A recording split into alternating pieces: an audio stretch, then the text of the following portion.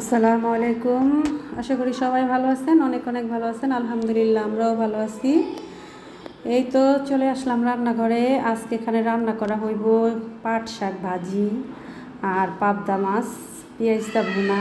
পাবদা মাছ তো আমার তেমন একটা পছন্দ না, আর শোল মাছ দিয়ে পুঁই শাক, মানে শোল মাছের অনেকগুলো মাথা ছিল, পুঁই শাক দিয়ে শোল মাছ দিয়ে রান্না করবো আর পাট শাক ভাজি করব। এই যে এক চুলায় আমি যে কড়াই বসাই দিছি, আর এক চুলায় একটা প্যান বসাই দিচ্ছি, মাছটাও ভাজা নিমো আর পাট শাক পুঁই শাকটাও রান্না করে নিব। পুঁই শাক খেতে তো ভালোই লাগে, যাদের অ্যালার্জি সমস্যা আছে তাদের তো মনে করেন সমস্যা।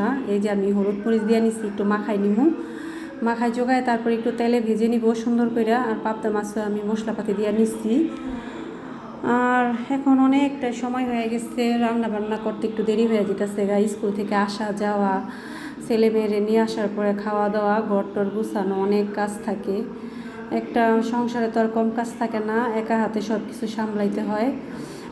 এই যে আমি চুলাটাও জ্বালাই দিচ্ছি, এখন আমি তেল দিয়ে দিব। আর বাহিরে আজকে প্রচুর পরিমাণে রৌদ্র, বৃষ্টির তো কোনো খবরেই নাই। আল্লাহ যদি একটু রহমতের বৃষ্টি দিত তাহলে তো ভালোই হইতো। আর এই যে তেল দিয়ে দিচ্ছি, তেলটা গরম হইলে আমি মাছটা দিয়ে দিব। মাছটা আমি মাখাই নিচ্ছি, আর ওইখানে আমি পুঁই শাকটা বসাই দিব। এক সাইডে মাছ ভাজবো, আর মাছটা মানে ছিটাইতেছে, হাতের অনেক জায়গায় ছিটাইছে, এতে আমি দূরে থেকে দিতেছি। সবগুলা মাছ আমি প্যানের মধ্যে দিয়ে আমি মানে মাছের মাথা লেজা এগুলো দিয়ে পুঁই শাক দিয়ে আমি রান্না করব। দেওয়া শেষ হলে এটার মধ্যে আমি পেঁয়াজটাও দিয়ে দিব, মশলাটা কষাইয়া আমি ওই লোকা তরকারিটাও বসাই দিব। দুই চুলা থাকলে এটা একটা সুবিধা, তাড়াতাড়ি হয়ে যায়। আর এর ফাঁকে আমি সব সময় আগে ঘর গুছাই নেই, শুধু খাবারের টেবিলটা পরে এসে একটু গুছাই, আর ঘরটর গুছাই একদম পরিষ্কার করে তারপর আমি রান্নাঘরে আসি। একটু দেরি হইলে হোক, সব কাম শেষ করে তারপরে আসি। এই যে দেখেন অনেকগুলাই পেঁয়াজ দিয়ে দিচ্ছি, আর আমি সব তরকারিতে একটু পেঁয়াজটা বেশি খাই, পেঁয়াজটা কম হইলে ভালো হয়, তরকারিটা মানে ঝোলটা গাঢ় হয়ে যায়। আর এই যে পেঁয়াজটা দিয়ে দিচ্ছি, দিয়ে আমি একটু লেড়ে চেড়ে হালকা ভাজা হইলে আমি সব ধরনের মশলাগুলো দিয়ে দিব। আর এই সাইডে আমার মাছ ভাজাটাও সুন্দর মতো হইতেছে, মাছটা আমি উল্টা পাল্টাই দিচ্ছি। আর এই মাছটা ভাইজে আমি পাবদা মাছটা ভাজা নিব। এই যে মশলাগুলো দিয়ে দিচ্ছি, বেশি করে একটু কাঁচামরিচ দিচ্ছি, একটু ঝাল ঝাল করে রান্না করুন। এই তরকারিটা খেতে অবশ্য ভালোই ছিল, আমি অল্প একটু পরিমাণে খাইছিলাম, আপনাদের ভাইয়া এই সবটুকু তরকারি খাইছে, রাত্রে আবার একটু মুড়ি দিয়ে খাইছে। আর আমার কাছে পুঁই শাক দিয়া মানে আমার কাছে রুই মাছ আর ইলিশ মাছ, চিংড়ি মাছ দিয়ে বেশি ভালো লাগে, অন্য কোনো মাছ আমার তেমন একটা ভালো লাগে না।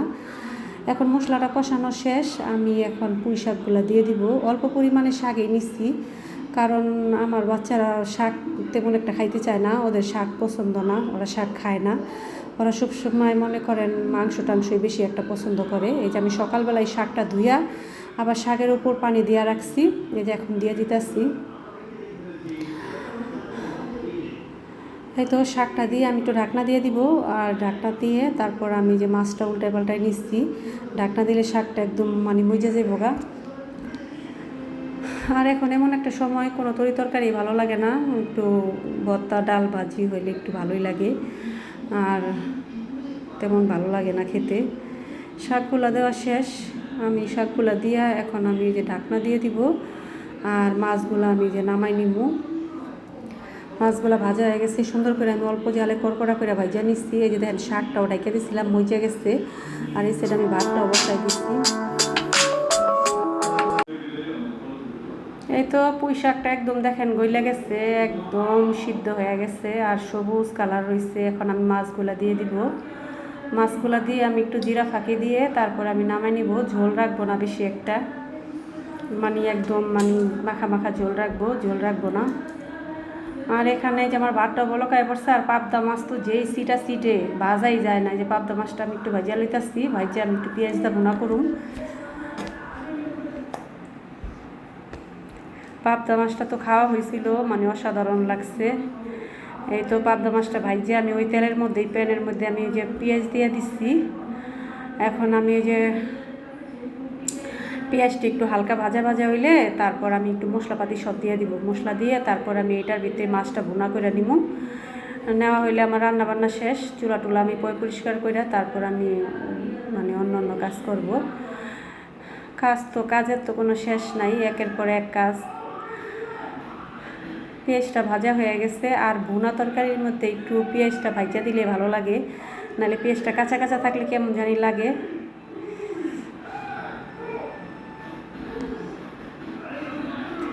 সবাই ভিডিওটা দেখবেন, আশা করি দেখবেন, দেখে ভালো ভালো কমেন্ট করবেন। দিয়ে দিলাম আদা রসুন বাটা। আপনাদের জন্য ভিডিও বানাই, আপনারা দেখেন না ভিডিও।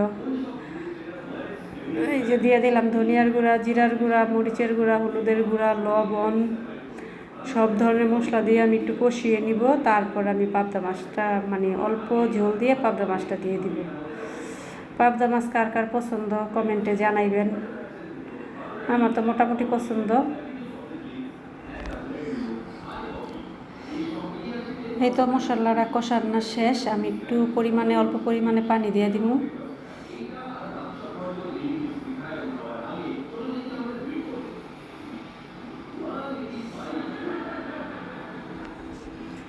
বেশি করে কাঁচামরিচ দিয়ে দিলাম।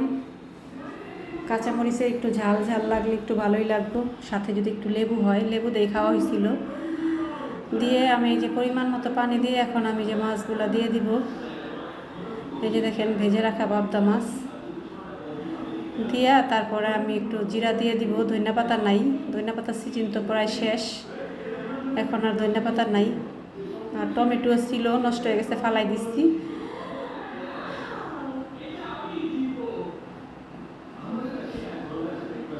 এখন ভাতটাও আমার হয়ে গেছে গা। ভাতটা আমি দেখবো যে দেখেন ভাতটা পুরো বলক হয়ে পড়ছে, ফোটার মতো। ভাত ফুটতে বেশি একটা দেরি লাগে না, ফুটাইছে। তরকারিটাও হয়ে গেছে, রান্না বান্না এখন কমপ্লিট। এখন গোসল করে নামাজ করে খাওয়া দাওয়ার পালা। সবাই ভিডিওটা দেখবেন, আশা করি দেখবেন। আর সুন্দর সুন্দর কন্টেন্ট বানানোর চেষ্টা করব। যে দেখেন তেল উঠে গেছে। আর এখন তো ভিডিওটা এই পর্যন্তই, দেখা হবে পরবর্তী ভিডিওতে। এই পর্যন্ত সবাই ভালো থাকবেন, নিরাপদে থাকবেন, আর আমাদের জন্য দোয়া করবেন। আল্লাহ হাফেজ।